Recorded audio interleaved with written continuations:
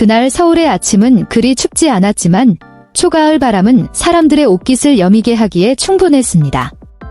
서울대학교 캠퍼스는 평소보다 더 활기찼습니다. 가방을 메고 입학 서류를 손에 든 젊은이들이 설렘과 긴장이 교차하는 눈빛으로 강의동 앞에 모여들었습니다. 그 인파 속에서 효정 씨는 가방끈을 꼭 쥔 채 어떤 순간도 놓치지 않으려는 듯 연신 주위를 살피며 천천히 발걸음을 옮겼습니다. 그녀가 이곳에 신입생으로 발을 내디딘 것은 이번이 처음이었습니다.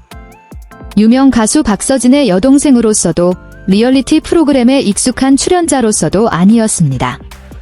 오직 자신의 이름과 꿈, 그리고 어깨에 놓인 무거운 책임감을 짊어진 평범한 한 명의 학생으로서였습니다. 효정 씨는 정문 앞에 멈춰 서서 학교의 이름이 적힌 현판을 올려다보았습니다. 영화처럼 화려한 장면이나 눈물 쏟아지는 순간은 아니었지만 매우 진실한 정적이 감돌았습니다. 그녀는 잠시 멈춰 서서 깊은 숨을 들이마신 뒤 나직이 을조렸습니다. 드디어 왔구나. 그 짧은 한마디 뒤에는 누구에게나 보이지 않았던 긴 여정이 있었습니다. 삼천포의 평범한 노동자 가정에서 태어난 효정 씨에게 계속 공부하는 것은 항상 당연한 일만은 아니었습니다. 어린 시절 그녀는 큰오빠 효영 씨가 새벽같이 건어물 가게로 나가는 모습에 익숙했고 둘째 오빠 서진 씨가 노래를 위해 한 푼 한 푼 아끼는 모습을 보며 자랐습니다.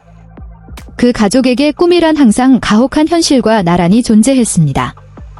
효정 씨는 가족이 안정되고 모두가 건강하기만 하다면 자신의 공부는 조금 늦어져도 괜찮다고 여러 번 생각했습니다. 그녀는 가족을 돕기 위해 일찍 일을 시작했고 각종 일정과 촬영에 참여하며 집안의 보탬이 되었습니다. 서울대학교와 같은 인류대학에 진학하는 것은 그녀에게 매우 먼 꿈이었습니다. 하지만 조금씩 모든 것이 변하기 시작했습니다. 서진 씨의 가수가 자리를 잡고 효영 씨가 묵묵히 건어물 가게를 지켜내며 어머니가 끼니 걱정을 하지 않게 되자 효정 씨는 자신에 대해 더 깊이 생각하기 시작했습니다. 이기적인 마음이 아니라 성숙한 한 인간으로서의 고민이었습니다. 타인의 평온함만을 위해 살다가 정작 자신의 길을 잊어버린다면 언젠가 자신이 누구인지조차 모르게 될 것임을 깨달았습니다. 서울대학교 입학을 결정하는 과정은 쉽지 않았습니다. 효정 씨는 오랫동안 망설였습니다. 주변의 시선이나 가족의 후광이라는 수군거림이 두려웠고 혹여나 잘해내지 못해 자신을 믿어준 이들을 실망시킬까 봐 걱정했습니다. 그렇기에 입학식 날 그녀가 남긴 실망시키지 않도록 열심히 공부하겠습니다 라는 말은 단순한 인사가 아니었습니다. 그것은 가족과 자신을 아껴주는 사람들, 그리고 무엇보다 자기 자신에게 건네는 진실한 약속이었습니다. 당시 현장에 있던 이들에 따르면 효정 씨는 스태프나 매니저 동행 없이 홀로 나타났다고 합니다. 하얀 셔츠에 단정한 바지, 하나로 묶은 머리는 매우 수수한 차림이었습니다. 미리 알지 못했다면 그녀가 방송에 나오던 유명인이라는 사실을 눈치채기 힘들 정도였습니다. 효정 씨는 다른 학생들처럼 차례를 기다려 수속을 밟고 교직원에게 질문하며 안내사항을 주의 깊게 들었습니다. 많은 이들의 시선을 끈 작은 순간도 있었습니다.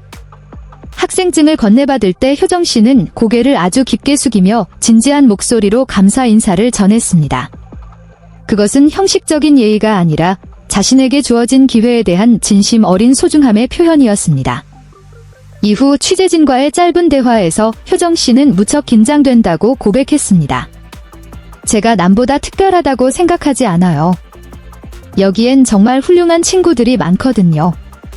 그저 뒤처지지 않기만을 바랄 뿐이에요. 그 긴장감은 자신감이 없어서가 아니라 자신이 서 있는 곳의 가치를 잘 알고 있기 때문에 생겨난 것이었습니다. 서울대학교는 단순히 명문대를 넘어 노력과 규율, 경쟁의 상징이기도 합니다. 효정 씨에게 이 환경에 들어온다는 것은 그 어느 때보다 진지해져야 함을 의미했습니다. 입학식 날 박서진 씨의 가족들이 모두 함께하지는 못했지만 그들은 각자의 방식으로 곁에 있었습니다. 어머니는 이른 아침부터 전화를 걸어 식사와 건강을 챙기며 세세한 당부를 남기셨습니다. 효영 씨는 지금까지 살아온 것처럼만 공부해라, 그거면 됐다라고 짧은 메시지를 보냈습니다. 그리고 가깝고도 무서운 오빠 서진 씨는 딱 한마디를 보냈습니다. 나를 위해서가 아니라 너 자신을 위해서 노력해라. 이 말들은 효정 씨에게 그 어떤 화려한 축사보다 귀했습니다. 첫 강의실에 들어선 효정 씨는 눈에 띄지 않는 자리를 골라 앉았습니다. 노트를 펴고 필기도구를 가지런히 놓은 뒤 교수님의 말씀에 귀를 기울였습니다. 시종일관 진지한 그녀의 눈빛은 시청자들이 보아온 유쾌하고 활발한 모습과는 사뭇 달랐습니다. 이곳에서 그녀는 연기할 필요도 깊은 인상을 심어주려 애쓸 필요도 없었습니다. 오직 학생이라는 본분에 충실하면 그만이었습니다. 수업이 끝날 무렵 몇몇 학생들이 효정 씨를 알아봤지만 반응은 대체로 차분했습니다. 소란스럽게 하거나 방해하는 일은 없었습니다. 덕분에 그녀는 한결 안심할 수 있었습니다. 효정 씨는 예전에 자신이 가장 두려워하는 것은 얼굴이 알려지는 것이 아니라 배경 때문에 남들과 다르게 대우받는 것이라고 말한 적이 있습니다.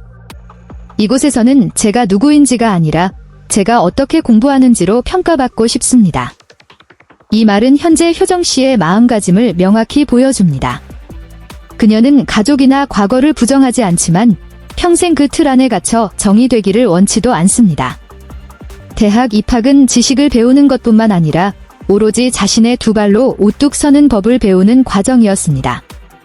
일부 사람들은 현재의 여건이라면 효정 씨가 더 쉬운 길을 선택할 수도 있었을 것이라고 말합니다. 하지만 힘겨운 세월을 지나왔기에 그녀는 배움의 가치가 졸업장에 있는 것이 아니라 자신을 단련하는 과정에 있음을 잘 알고 있었습니다.